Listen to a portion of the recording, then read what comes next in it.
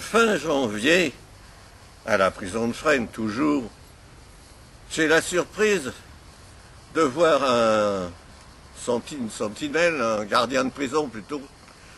On les appelait des postonnes. Je vais continuer à dire postonnes, hein, c'est plus facile. Un postonne qui arrive dans ma cellule et qui me dit suivez-moi, en français. Je le suis. On descend des escaliers, on passe par le souterrain et on remonte des escaliers et j'arrive dans un parloir et j'ai l'énorme surprise et l'énorme joie de voir derrière un grillage dans une petite cellule spécialement constituée mon papa et ma maman. Mon père et ma mère sont là. Et je suis heureux comme tout, on ne peut pas s'embrasser puisqu'il y a un grillage entre nous. On se touche du bout des doigts, on a les larmes aux yeux. Bon, moi je m'attends un peu à recevoir des reproches de mes parents en disant qu'est-ce que tu as été fabriqué dans une pareille galère. Bon, non. Ils ont la gentillesse, la décence ou suffisamment d'amour pour moi pour ne pas m'infliger une leçon que, dans le fond, je mérite bien. Et je crois que tous les copains du groupe Chabannes, on méritait une bonne leçon. On n'était pas suffisamment structuré, on n'était pas suffisamment âgé pour aller foutre les pieds là-dedans. Il aurait fallu au moins un an de plus, aussi bien pour la constitution de la résistance en France que pour la constitution de nos cerveaux. Il y a quelque chose là qui... On méritait tous une bonne engueulade des parents, ou même une fessée, et puis le retour à la maison. C'est ce que nous promettaient du reste les policiers français.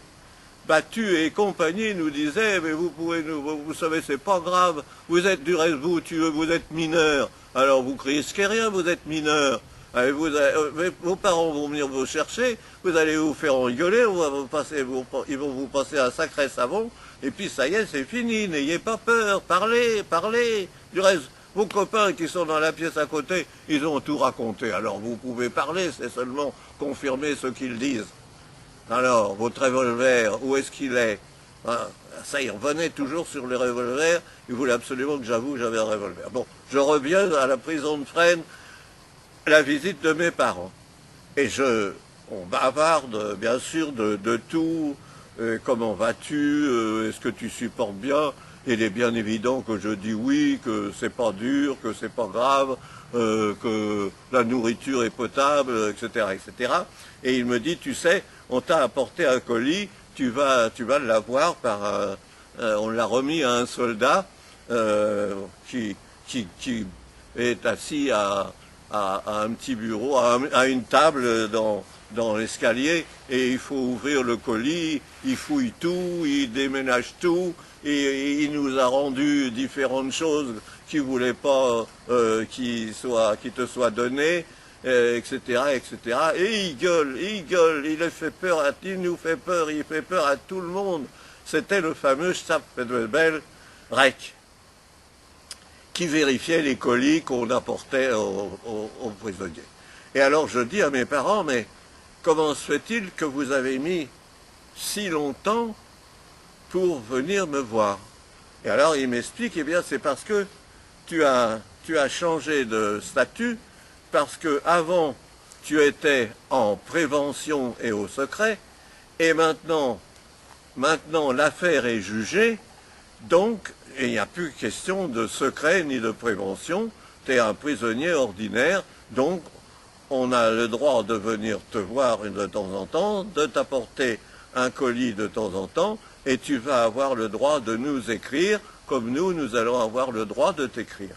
Ah bon, voilà, eh ben, c'est quelques heures de bonheur passées ensemble, au bout de environ un quart d'heure, 20 minutes. On est venu me rechercher, on m'a ramené dans ma cellule, 2 ou 3 minutes après, ma porte s'est ouverte et on a déposé le fameux carton avec un pain, avec un saucisson, etc. Et j'avais eu du reste un jour une surprise extraordinaire. J'avais reçu un paquet, un vulgaire paquet.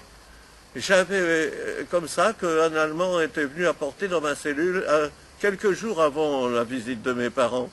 Et j'avais ouvert ce paquet et c'était des gens très intelligents. Je ne sais pas, ils avaient dû passer un séjour en prison où ils devaient savoir ce que c'était que la faim, car ce paquet ne contenait pas de bricoles. Il contenait un gros morceau de pain, environ 1 kilo de pain, et un énorme morceau de lard. Quand on a faim, du pain et du lard, c'est vraiment bienvenu. Mes parents n'avaient pas eu cette notion de la faim et ils m'avaient bourré le colis de bricoles, de bonnes choses, du chocolat, des petits biscuits, des trucs comme ça. Quand on a une faim à crever, c'est pas avec ça qu'on satisfait sa faim. Le colis de lard et de pain, ne le l'ai jamais oublié. Et il avait été envoyé par une sœur de ma belle-sœur, voilà, une habitante de Pontoise. On vient me rechercher pour une visite de mes parents. Et je vais au parloir et mes parents me disent, tu sais, on a une triste nouvelle à t'apprendre. Tes amis, Chaban, Vogler et Tête, ont été fusillés. Et je leur dis que je le savais. Ah bon, tu le savais, comment l'as-tu su? Je leur raconte brièvement comment j'ai pu le savoir, quoiqu'on ne m'ait pas donné le nom, mais j'ai fait les rapprochements qu'il fallait. Voilà, ils me disent, tu sais, ça va pas très bien, du reste, eux ont été fusillés, mais pour vous, pour les autres, toi et tes autres amis, le jugement a été cassé pour insuffisance de peine, donc vous allez retourner au secret et vous allez subir à nouveau des interrogatoires et un jugement. Bon ben alors, ça me faisait pas rire du tout.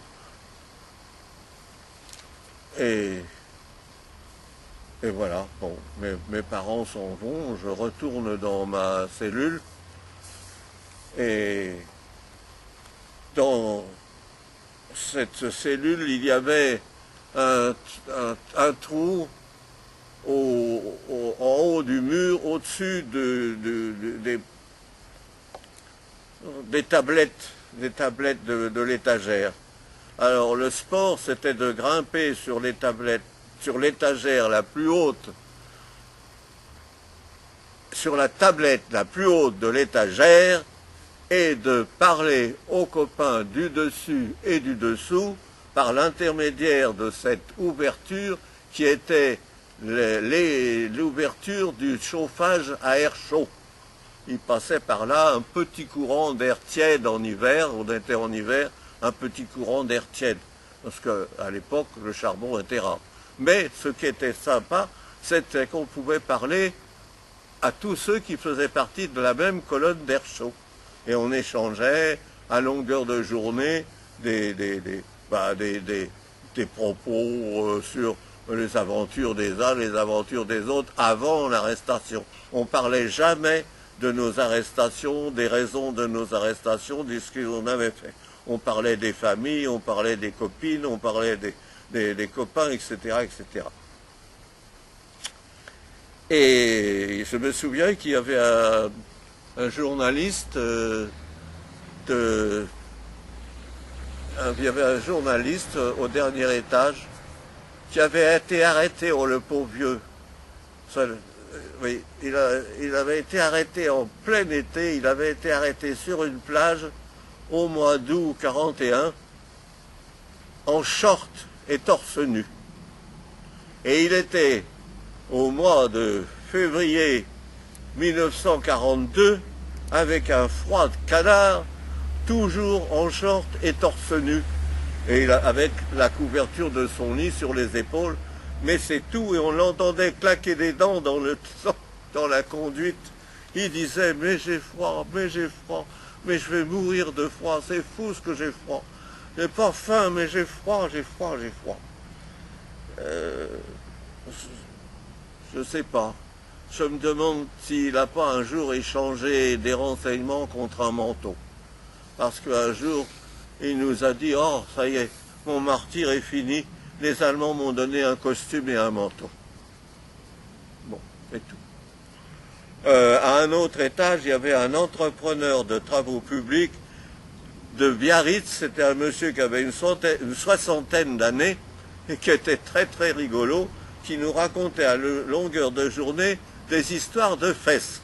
Il avait, d'après lui, il avait profité des bonnes volontés de toutes ses secrétaires, de toutes ses employés. Il n'y en avait pas une qui était passée dans son entreprise sans subir ses assauts. Il nous racontait ça avec force détail.